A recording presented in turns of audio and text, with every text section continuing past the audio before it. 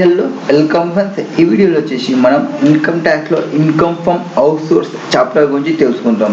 ఈ చాప్టర్లో ఇప్పుడు provisions of arrears of rent, ఏదైతే మనం అన్రియలైజ్డ్ రెంట్ అని ఉంటున్నామో ఆ అన్రియలైజ్డ్ రెంట్ని రూల్ 4 అంటే కండిషన్ సాటిస్ఫై చేసినామంటే మనం ఆ అమౌంట్ని లెస్ చేసుకుంటూ వచ్చినాము. ఆ అమౌంట్ ఏదైతే అన్రియలైజ్డ్ రెంట్ ఉందో సబ్సిక్వెంట్గా రిసీవ్ చేసుకుంటే ఏంది కేసు, అంటే ఎట్లాంటి కేసెస్లో ఏం చేయాలి అనేది మనం ఇక్కడ చూసాం. ఇది సెక్షన్ 25A డిస్కస్ చేస్తారు.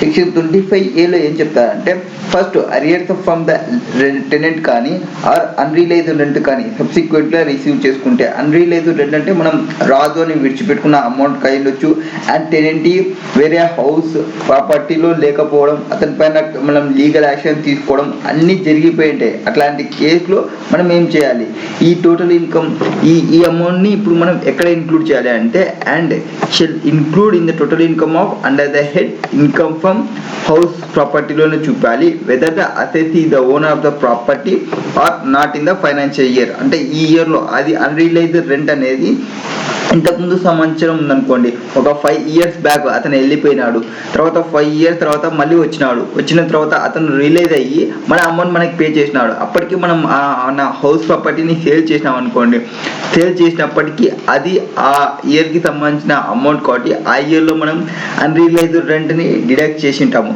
సో ఈ ఇయర్లో నేను ఇన్కమ్గా చూపించాలి.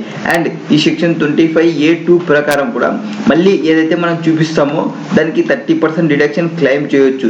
సబ్సిక్వెంట్గా మనం ఆ అమౌంట్ రిసీవ్ చేసుకున్నప్పుడు మనం ఈ అన్రియలైజ్డ్ రెంట్ని మనం ఇంతకుముందు ఏం చేస్తుంటే యాన్యువల్ రెంట్ ఏదైతే ఉందో యాన్యువల్ రెంట్ నుంచి కండిషన్ సాటిస్ఫై చేసినారు అన్నప్పుడల్లా మనం లెస్ చేసుకుంటూ వస్తుంటుంది ఈ అన్రియలైజ్డ్ రెంట్ని. సో ఈ లెస్ చేయడం వల్ల మనం నెట్ అమౌంట్ ఇక్కడ వేసుకుంటూ వస్తుంటాం కాబట్టి ఈ అమౌంట్కి మనం ఇంతవరకు స్టాండర్డ్ డిడక్షన్ ప్రొవైడ్ చేయలే అండ్ ఇన్కమ్లో చూపిలే.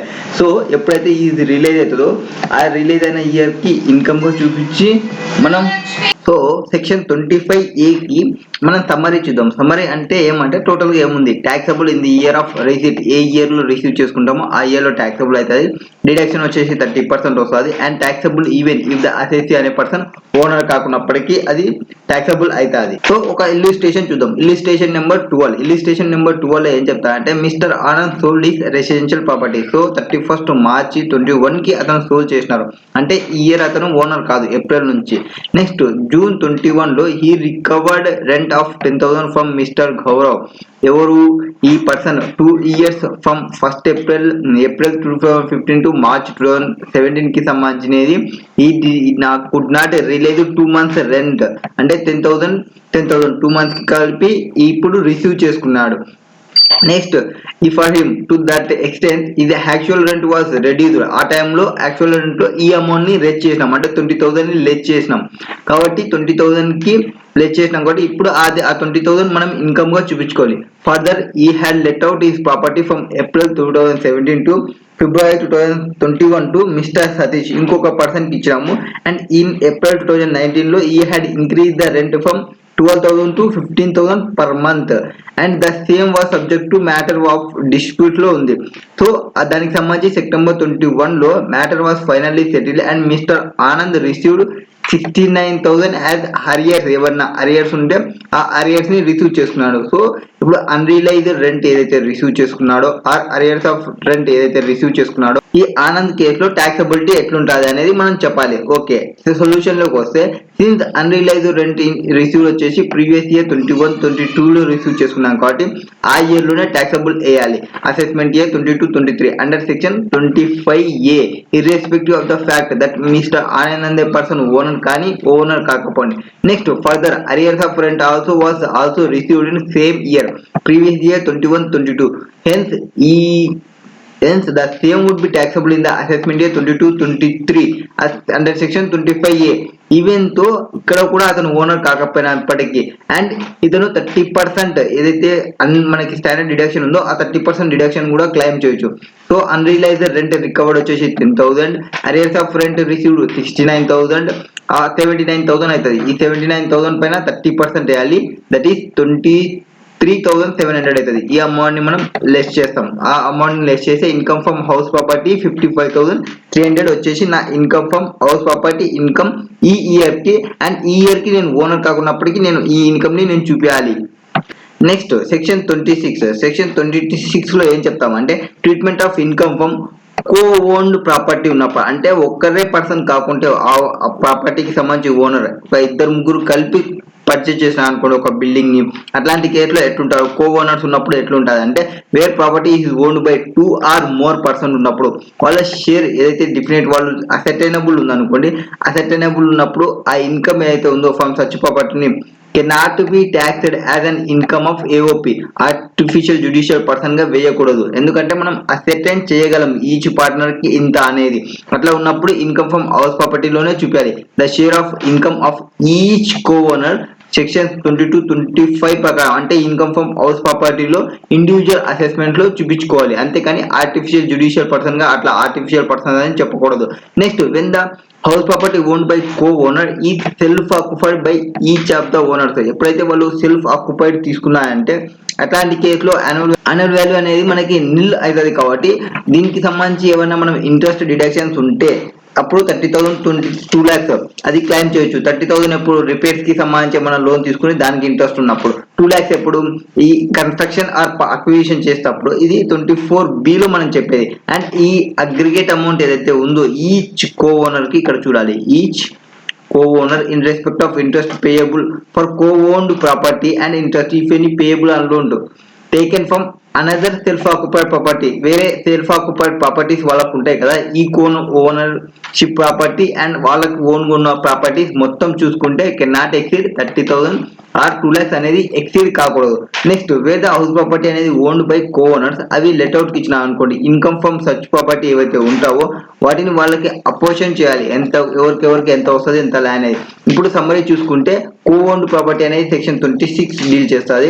సెల్ఫ్ ఆక్యుపైడ్ గా తీసుకుంటేనేమో 30,000 2 lakhs వరకు వస్తుంది. లెట్అవుట్ ప్రాపర్టీగా తీసుకుంటే అండ్ ఆ ఇన్కమ్ ఎంతైతే వస్తుందో వాళ్ళకి అపోర్షన్ చేసుకుంటాము. ఆ అపోర్షన్మెంట్ ప్రకారమే మనం వాళ్ళకి ట్యాక్స్ వేస్తాము. ఇప్పుడు ఇల్లుస్ట్రేషన్ 13 చూద్దాం. ఇల్లుస్ట్రేషన్ 13 చూస్తే మీకు క్లారిటీ వస్తుంది. That is mister Aparna co owns a residential house property in Kolkata along with our sister miss Dimple అనే ఆమెతోని ఈమె రెంట్ కో ఓనర్షిప్ ఉందంట. ఓకే, కో ఓనర్షిప్ ఉన్నప్పుడు వీళ్ళు షేరింగ్ రేషియో ఎట్లుంది, ఈక్వల్ షేర్ ఇన్ ద ప్రాపర్టీలో ఈక్వల్ షేర్ ఉంది.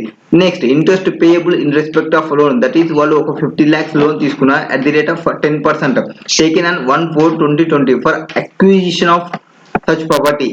ఈ ప్రాపర్టీ ఏదైతే ఉందో అక్విజిషన్ చేయడానికి 50 lakhs లోన్ తీసుకున్నారు. And she has taken loan 3 lakhs at the rate of 12% on 1/10/2020 for repairs కి సంబంధించి of this flat. Complete deduction which is available to Mr. Aparna and Mrs. Dimple under section 24B.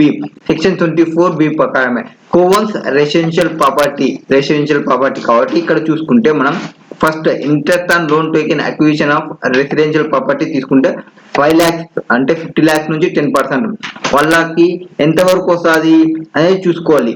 First వీళ్ళ share 5 lakhs లో వీళ్ళ share వచ్చేసి 2,50,000 but restricted, అది residential కాబట్టి 2 lakhs వరకే మనం చూసుకోవాలి. 2 lakhs or 250 which ever is lower చూసుకుంటే 2 lakhs మనం తీసుకుంటాము. నెక్స్ట్ రిపేర్ కి సంబంధించి అయితే 30,000 తీసుకోవాలి.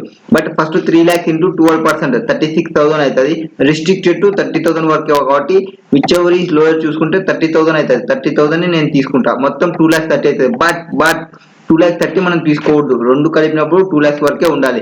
అండ్ కంప్యూటేషన్ ఆఫ్ డింపుల్ కి చూసుకుంటే ఫస్ట్ సేమ్ రిపేర్ కి సంబంధించి ఈ లోన్ లో ఏం లేదు కాబట్టి ఓన్లీ అక్విజిషన్ కి సంబంధించిన అమౌంట్ మాత్రమే వస్తుంది, అది కూడా 2 lakhs వరకు వస్తుంది.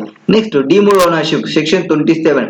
ఈ సెక్షన్ 27 ఏం చెప్తారంటే following persons through not legal owners of property ఆ డీమ్డ్ ఓనర్ గా చేసుకుంటాం. అంటే లీగల్ ఓనర్ ఎవరనేది తెలియనప్పుడు కొంతమంది డీమ్డ్ ఓనర్ గా తీసుకుంటాము. ఎప్పుడు అంటే వాళ్ళు ఏమన్నా ఇన్కమ్ ని వేరే వాళ్ళకి ట్రాన్స్ఫర్ చేసి ఏమన్నా మిస్ మేనేజ్ చేస్తున్నప్పుడు కానీ ఇంకో కొన్ని కేసెస్ లో కానీ and ownership for the purpose of section 22-23 అంటే మనం ట్యాక్స్ వేయడం కోసం ఈ కో ఓనర్షిప్ ఉన్నప్పుడు ఎట్లా వేస్తుంది, మీ రెసిడెన్షియల్ ఉన్నప్పుడు ఎట్లా వేస్తుంది, ఎట్లా ఉంది కదా, అట్లా దానికి ఒక పర్సన్ ఓనర్ అనే పర్సన్ ఉండాలి. ఓనర్ అనే పర్సన్ లీగల్ గా కానప్పుడు వేరే పర్సన్ ని డీమ్డ్ ఓనర్ గా తీసుకుంటాము. ఫర్ ఎగ్జాంపుల్ ఫస్ట్ వచ్చేసి ట్రాన్స్ఫర్ టు స్పౌస్. ఎందుకోసం ట్రాన్స్ఫర్ చేసినాము, నాకు ఒక ప్రాపర్టీ ఉంది, మనం ఒక ప్రాపర్టీ ఉంది, ఆ ప్రాపర్టీని వాళ్ళ స్పౌస్ కి ట్రాన్స్ఫర్ చేస్తున్నాం, ఇతనికి ఇన్కమ్ ఎక్కువ ఉంది అనుకోండి, ఇట్లా ట్రాన్స్ఫర్ చేస్తుంటారు. ఇట్లా ట్రాన్స్ఫర్ చేసేటప్పుడు అతను ఏం చేసినా అంటే ఇక్కడ మనకి అడ్వకేట్ కన్సిడరేషన్ తీసుకోము, మన స్పౌస్ నుంచే వాళ్ళు కన్సిడరేషన్ తీసుకొని కానీ సేల్ చేస్తుంటే ఇంకా అంతే, వాళ్ళకి ఇంకా రామాయణ మహాభారతాలు స్టార్ట్ అవుతాయి. సో కన్సిడరేషన్ అనేది ఉండదు. యాక్చువల్ గా the transfer is deemed to B owner, just ఒక ప్రాపర్టీని ట్రాన్స్ఫర్ చేసుకుంటారు అంతేకాని వాళ్ళకి కన్సిడరేషన్ ఉండదు. Except in case of transfer of spouse in connection with agreement to live apart.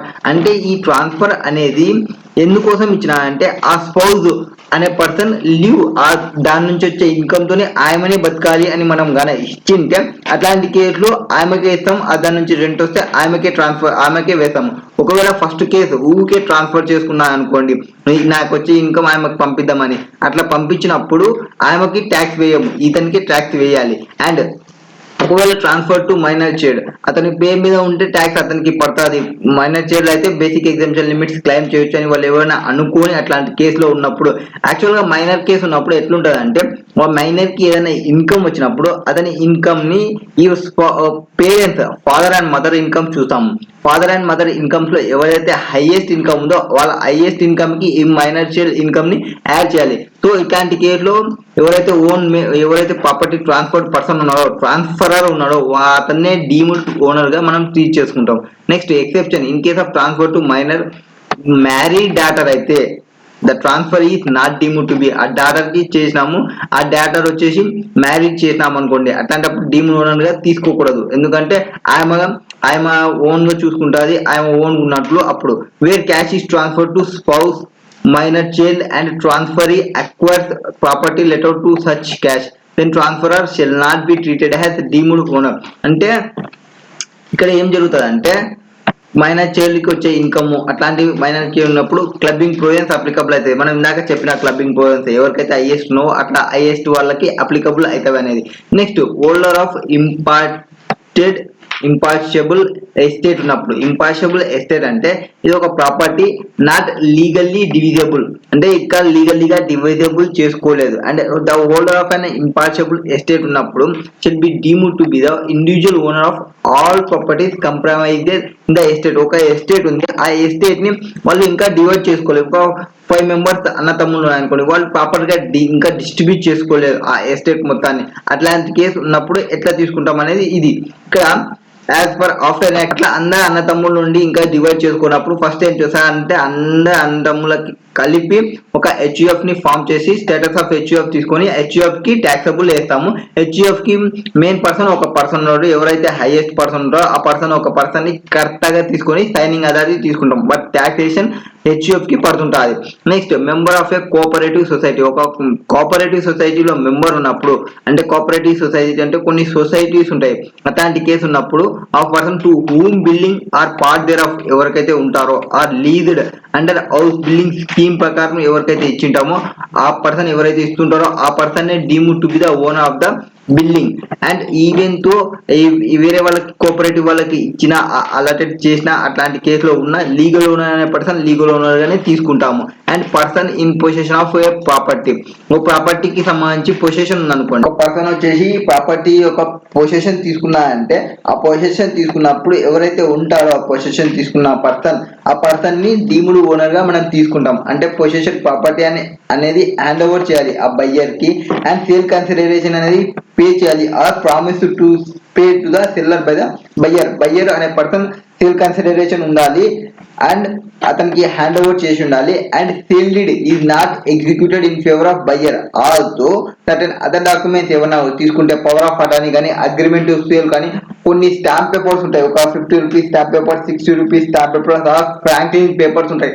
అట్లాంటి పేపర్స్ లో ఒక ఎగ్జిక్యూషన్ బాండ్స్ మాకది వాళ్ళు ప్రాపర్టీ డీటెయిల్స్ రాసుకొని అండ్ అమౌంట్ ఇంత ఉంది అండ్ పొజిషన్ హ్యాండ్ ఓవర్ చేసినామని కానీ ఇస్తే ఆ బయ్యర్ ఎవరైతే ఉంటాడో ఆ బయ్యర్ కి ట్యాక్స్ వేస్తాము. ఈ యాక్చువల్ ఓనర్ అనే పర్సన్ ఇంకా రిజిస్ట్రేషన్ ప్రాబ్లమ్స్ ఉన్నాయనుకోండి, అంటే ఇప్పుడు ఫర్ ఎగ్జాంపుల్ ఈ వీక్ చూసుకుంటే సెప్టెంబర్ మనకి జూలై వీక్ లో ఉన్నాం కదా, జూన్ ఎండింగ్ నుంచి జూలై వరకు రిజిస్ట్రేషన్ ఆఫీస్ లో కొన్ని ట్రాన్స్ఫర్ జరుగుతాయి. ట్రాన్స్ఫర్స్ జరగడం వల్ల రిజిస్ట్రేషన్ వర్క్ జరగడం లేదు. ఇట్లాంటి కేసులో ఇట్లనే కంటిన్యూ అయింది అనుకోండి, అండ్ నెక్స్ట్ ఇప్పుడు కరోనా వచ్చింది, ఒక 3 months లాక్డౌన్ పడింది, రిజిస్ట్రేషన్ ప్రాబ్లమ్స్ వచ్చినాయి. ఇవన్నీ జరిగినప్పుడు ఆ ఓనర్ ఎవరైతే చూసుకుంటాం అంటే బయ్యర్ నే చూసుకుంటాం. ఎందుకంటే ఇక్కడ ఆల్రెడీ మనకి పొజిషన్ వచ్చేసింది, కన్సిడరేషన్ పే చేస్తామని చెప్పినాము, ఒక ఎగ్జిక్యూటివ్ బాండ్స్ చేసినప్పుడు. So buyer would be the deemed owner of the property also registration అతని నేమ్ పైన లేనప్పటికీ. Next, person having right in a property for a period not less than 12 years నుంచి అతను ఒకటే ప్రాపర్టీలో ఉంటే, a person who acquires any right in or with respect to any building లో కానీ ఆర్ పెట్ దర్ ఆఫ్ కానీ by virtue of అంటే అక్కడ ఉండడం వల్ల అతనికి రావడం, అట్లాంటి అనమాట వర్చ్యూ అంటే. ఇతను ఇక్కడ ఉండడం వల్ల అందులో తీసుకోవడం. ఇప్పుడు నేను కంపెనీలో ఎండిగా చేస్తున్నాను అనుకోండి, ఆ ఎండిగా చేయడం వల్ల ఇంకో కంపెనీలో నాకు అంటే దాని సబ్సిడరీ కంపెనీలో నాకు ఇంకొక జాబ్ వచ్చింది అనుకోండి, ఇన్ వర్చ్యూ ఆఫ్ అని మనం అంటాం. సో అట్లాంటి కేసులో ఉన్నప్పుడు transfer by the not less than 12 years అతను కనుక ఉంటే అతన్ని డీమ్డ్ ఓనర్ గా తీసుకుంటాం ఆ బిల్డింగ్ కి సంబంధించి. Exception in case of person acquiring any right by way of lease from month to month lease కి తీసుకున్నాను అనుకోండి, అండ్ నాట్ ఎక్సీడింగ్ 1 year, అట్లాంటి కేసులో డీమ్డ్ ఓనర్ గా తీసుకోకూడదు. అంటే ఫైనాన్షియల్ లీజ్ తీసుకున్నాం అనుకోండి, ఒక 15 years financial lease, 20 years financial lease or 50 years financial lease, అట్లా leases high rate of leases గానే తీసుకుంటే ఆ పర్సన్ ని మనం డీమ్డ్ ఓనర్ గా తీసుకుంటాము.